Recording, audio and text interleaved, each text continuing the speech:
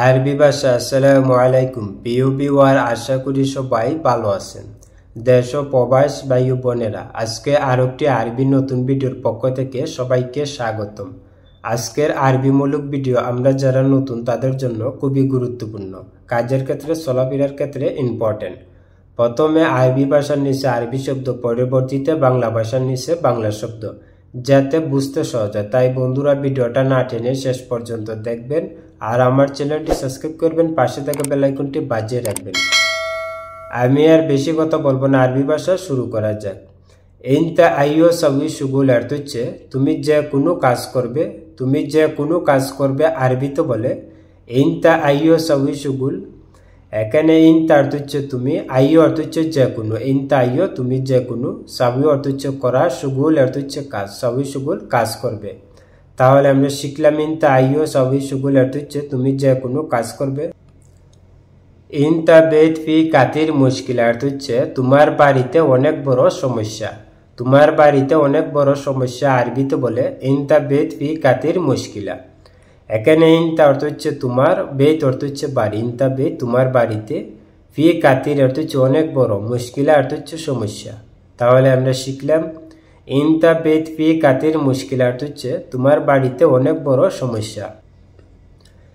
ইনতা ফি শুগুল ওয়াল্লা মাফি অর্থ হচ্ছে তোমার কাজ আছে নাকি নাই, তোমার কাজ আছে নাকি নাই আরবিতে বলে ইনতা ফি শুগুল ওয়াল্লা মাফি। এখানে ইনতা অর্থ হচ্ছে তোমার, ফি অর্থ আছে, শুগুল অর্থ হচ্ছে কাজ, ইনতা ফি শুগুল তোমার কাজ আছে, ওয়াল্লা অর্থ হচ্ছে নাকি, মাফি অর্থ হচ্ছে নাই, ওয়াল্লা মাফি নাকি নাই।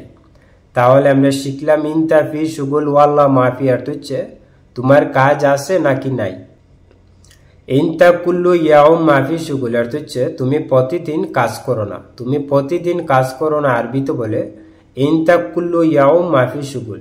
এখানে ইনতা অর্থ হচ্ছে তুমি, কুল্লু অর্থ হচ্ছে সব বা প্রতি, ইয়াউম অর্থ হচ্ছে দিন, ইনতা কুল্লু ইয়াউম তুমি প্রতিদিন, মাফি অর্থ হচ্ছে না বানাই, শুগুল অর্থ হচ্ছে কাজ, মাফি শুগুল কাজ করো না। তাহলে আমরা শিখলাম ইনতা কুল্লু ইয়াউম মাফি শুগুল অর্থ হচ্ছে তুমি প্রতিদিন কাজ করো না।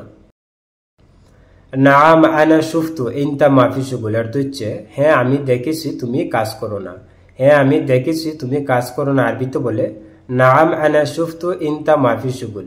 এখানে নাম অর্থ হচ্ছে হ্যাঁ বাজি, আনা অর্থ হচ্ছে আমি, শুফ অর্থ দেখা, শুফতু দেখেছি, নাম আনা শুফতু হ্যাঁ আমি দেখেছি, ইনতা অর্থ হচ্ছে তুমি, মাফি শুগুল কাজ করো না, ইনতা মাফি শুগুল তুমি কাজ করো না। তাহলে আমরা শিখলাম নাম আনা শুফতু ইনতা মাফি শুগুল অর্থ হচ্ছে হ্যাঁ আমি দেখেছি তুমি কাজ করো না।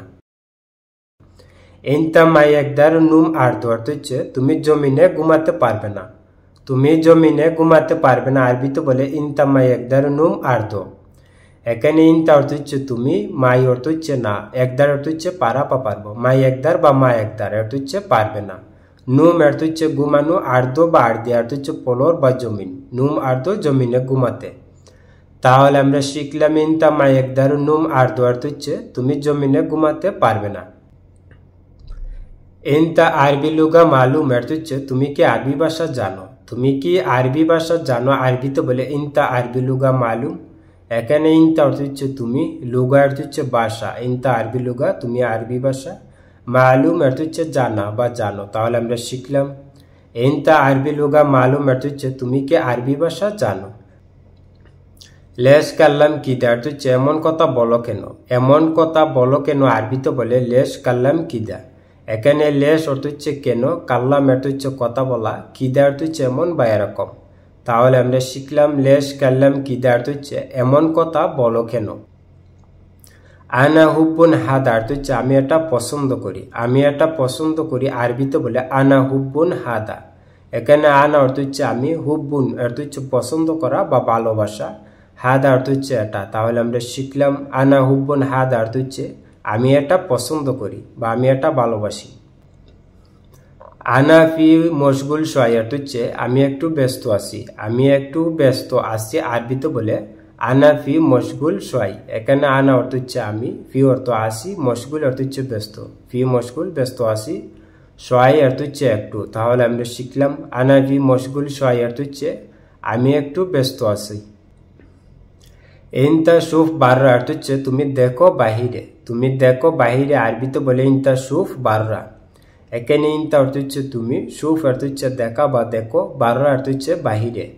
তাহলে আমরা শিখলাম ইনতা শুফ বাররা অর্থ হচ্ছে তুমি দেখো বাহিরে।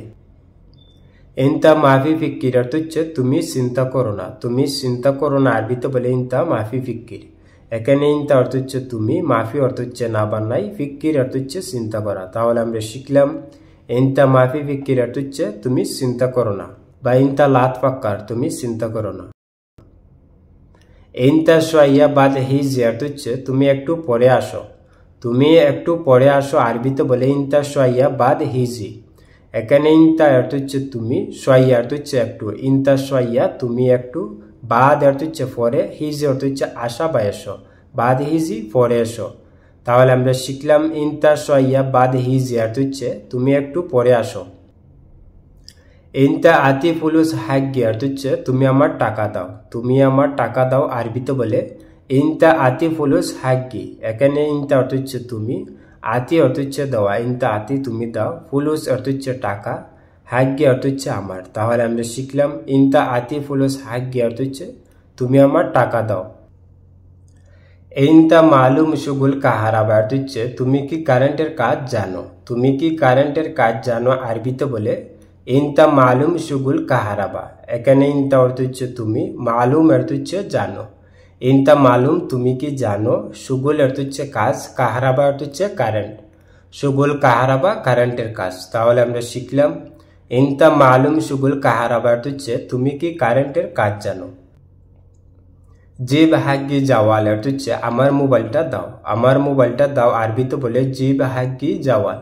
এখানে জিব অর্থ হচ্ছে দেওয়া বা নিয়ে আসা, হাগ্গি অর্থ হচ্ছে আমার, জাওয়াল অর্থ হচ্ছে মোবাইল। তাহলে আমরা শিখলাম জিব হাগ্গি জাওয়াল অর্থ হচ্ছে আমার মোবাইলটা দাও বা আমার মোবাইলটা নিয়ে আসো।